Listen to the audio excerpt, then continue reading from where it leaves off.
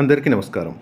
GST 2.0 సంస్కరణల ద్వారా పన్ను వ్యవస్థలో చారిత్రాత్మక మార్పులు జరిగాయి. దీనివలన సాధారణ ప్రజలకు పన్నుల భారం తగ్గించి ప్రజల పొదుపును పెంచడం, కొనుగోలు శక్తిని పెంచడం ద్వారా దేశాన్ని వృద్ధి మార్గంలో నడిపించడం మన ప్రభుత్వ ఉద్దేశం. గౌరవ ముఖ్యమంత్రి గారి పిలుపు మేరకు సూపర్ జీఎస్టీ, సూపర్ సేవింగ్ అవగాహన మరియు ప్రచార కార్యక్రమం మన ఆంధ్రప్రదేశ్ ప్రభుత్వం చేపట్టింది. తగ్గిన జీఎస్టీ పన్నుల పట్ల అవగాహన కల్పించడం, ఈ సందేశాన్ని ఇంటింటికి చేర్చడం ఈ కార్యక్రమం యొక్క ముఖ్య ఉద్దేశం. తక్కువ ఆదాయ కుటుంబాల కోసం పాలు, పెరుగు, పన్నీర్ లాంటి నిత్యావసర వస్తువులపై పన్ను 5% నుంచి 0%కి తగ్గించడం ద్వారా రోజువారీ వ్యయాన్ని తగ్గిస్తుంది. నిత్యావసరాలు అయిన నెయ్యి, వెన్న, వంట పాత్రలపై పన్ను 12% నుంచి 5% తగ్గించడం కుటుంబ బడ్జెట్లకు ఉపశమనం కలిగిస్తుంది. ఇప్పుడు జీఎస్టీ పన్ను రేటు తగ్గడం ద్వారా ఏ వస్తువుల ధరలు ఎలా మారాయో చూద్దాము. అలాగే ప్రతి కుటుంబం దీని ద్వారా ఎంత లబ్ధి పొందిందో చూద్దాం ఉదాహరణలతో సహా.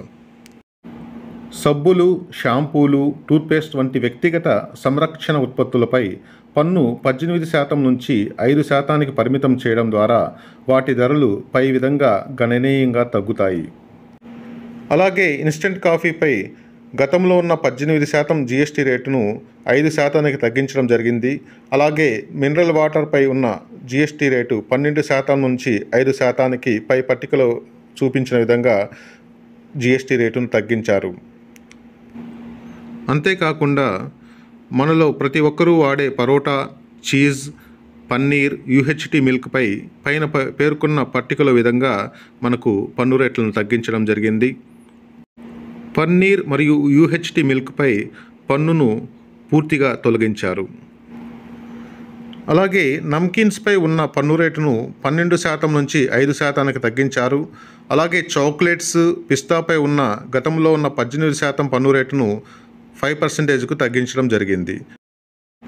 అలాగే ఐస్ క్రీములపై, న్యూట్రిషన్ డ్రింకులపై గతంలో ఉన్న 18% పన్నును 5%కి తగ్గించారు.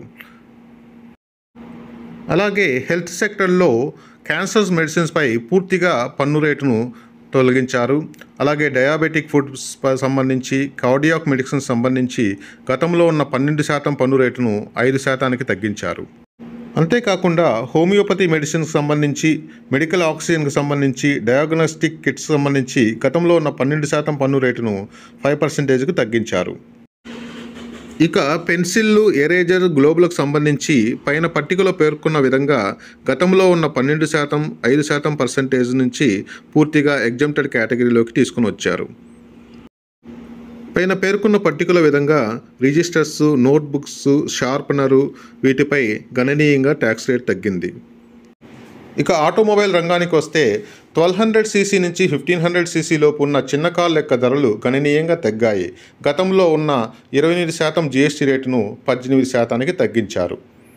కార్ల ధరలతో పాటు బైకులపై, ఆటోలపై గతంలో ఉన్న 28% రేట్ ఆఫ్ ట్యాక్స్ను 18%కి తగ్గించారు. అలాగే ఎలక్ట్రానిక్ ఉపకరణాలైన టీవీలు, ఎయిర్ కండిషన్లపై గతంలో ఉన్న 28% పన్నును 18%కి తగ్గించడం జరిగింది. పైన పేర్కొన్న పట్టికలో విధంగా మీరు గమనించగలరు.